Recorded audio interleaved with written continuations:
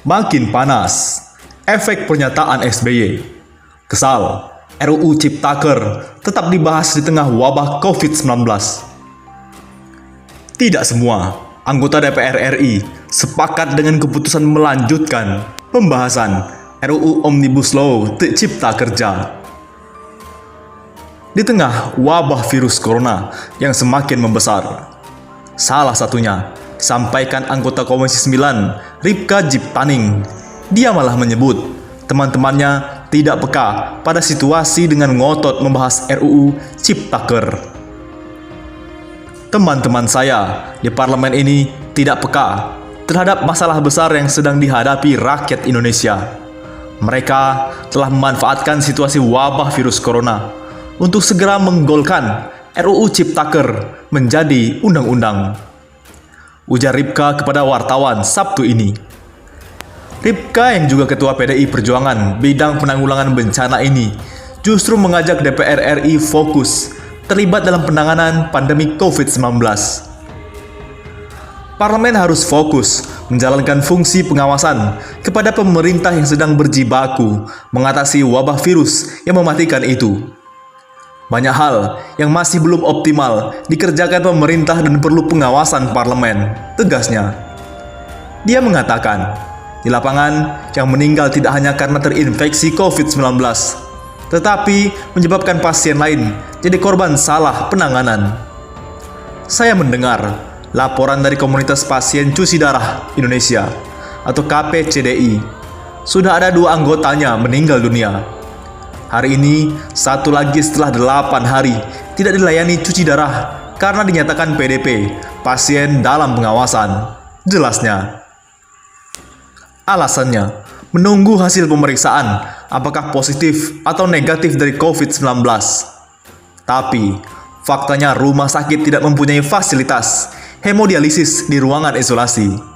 Tegasnya penuh sesal. Lebih lanjut, Ripka mendesak Satgas Percepatan Penanganan COVID-19 untuk segera melengkapi semua rumah sakit rujukan dengan fasilitas hemodialisis di ruangan isolasi, seperti protokol yang telah dikeluarkan Perhimpunan Nefrologi Indonesia. Kalau protokol ini tidak dijalankan, akan banyak lagi pasien gagal ginjal meninggal dunia karena dinyatakan PDP. 2 pasien gagal ginjal yang meninggal itu hasil tes swabnya ternyata negatif, pungkasnya. Makin panas, Din Samsudin terancam dipolisikan. Begini reaksi Amin Rais. Mantan Ketua MPR Amin Rais menanggapi rencana petinggi Ormas yang mengancam akan melaporkan Din Samsudin ke polisi.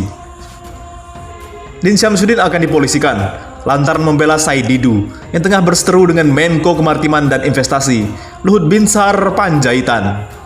Amin Rais menegaskan, jika Din Samsudin dilaporkan ke polisi, maka hal itu akan menjadi presiden buruk bagi demokrasi. Ketua Umum Pimpinan Pusat Muhammadiyah periode 1995 hingga 98 itu mengatakan, rakyat akan melawan jika Din Samsudin benar-benar dilaporkan polisi.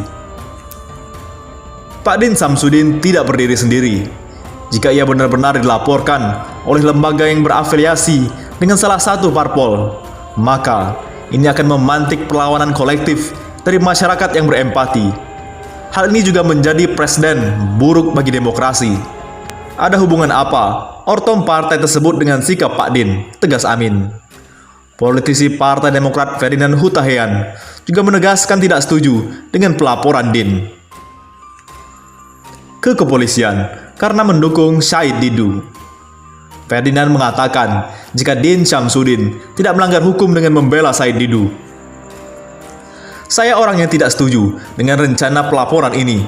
Pernyataan Din tentang dukungannya kepada Said Didu bukan pelanggaran dan bukan provokasi, meski pernyataan dukungannya terlihat berbasis subjektivitas dan bukan objektivitas atas satu kasus, tweet Ferdinand Hutahian. Oleh karena itu, kita harus waspada. Ribut-ribut karangan elit. Di bawah muncul tulisan provokatif. Sudah krisis, saatnya membakar. Waspada, muncul tulisan provokatif. Sudah krisis, saatnya membakar. Di kota Tangerang, jelang PSBB Jakarta. Aksi provokatif menggunakan coretan cat pilox bertuliskan, "Sudah krisis, saatnya membakar di kota Tangerang" pada Kamis malam. Sebelumnya ditetapkan status pembatasan sosial berskala besar atau PSBB di Jakarta. Foto dan laporan terkait kejahatan tersebut beredar di kalangan wartawan dan dibenarkan oleh Satpol PP Kota Tangerang. Itu aksi provokatif. Kejadian kemarin, kata Kepala Satpol PP Kota Tangerang, Agus Hendra, kepada wartawan di Tangerang. Tulisan tersebut disertai dengan gambar bom Molotov dan dipajang di tembok-tembok beberapa titik di Kota Tangerang. Data sementara yang dihimpun oleh Kompas.com, terdapat 6 titik tulisan provokatif tersebut. Dibuat semuanya berada di Kelurahan Sukarasa, Kecamatan Tangerang Kota. Apa itu cipta kondisi? Beberapa pihak menduga munculnya selebaran provokasi ini sebagai cipta kondisi pra-darurat sipil. Bagi sobat yang menemukan tulisan "Sudah krisis saatnya membakar" adalah tulisan iseng dari anarko untuk memancing reaksi aksi. Dari orang tidak dikenal yang dari kambuh dilepas hingga anarko binaan yang dibiarkan sebarkan propaganda tulisan. Semua demi pengkondisian pra-darurat sipil, ujar akun @podoradong di Twitter. Kapolda Metro pun memberikan fakta baru. Kelompok anarko itu rancang penjarahan sepulau Jawa pada 18 April. Kapolda Metro Jaya, Irjen Pol Nana Sujana menyatakan, kelompok anarko tengah menyusun skenario agar tercipta penjarahan di sejumlah wilayah di Pulau Jawa saat wabah virus corona berlangsung. Pada 18 April 2020, mereka berencana melakukan aksi besar-besaran di Pulau Jawa, vandalisme. Tujuannya menciptakan keresahan dan memanfaatkan masyarakat untuk melakukan keonaran hingga penjarahan, ujar Nana dalam konferensi pers Sabtu ini.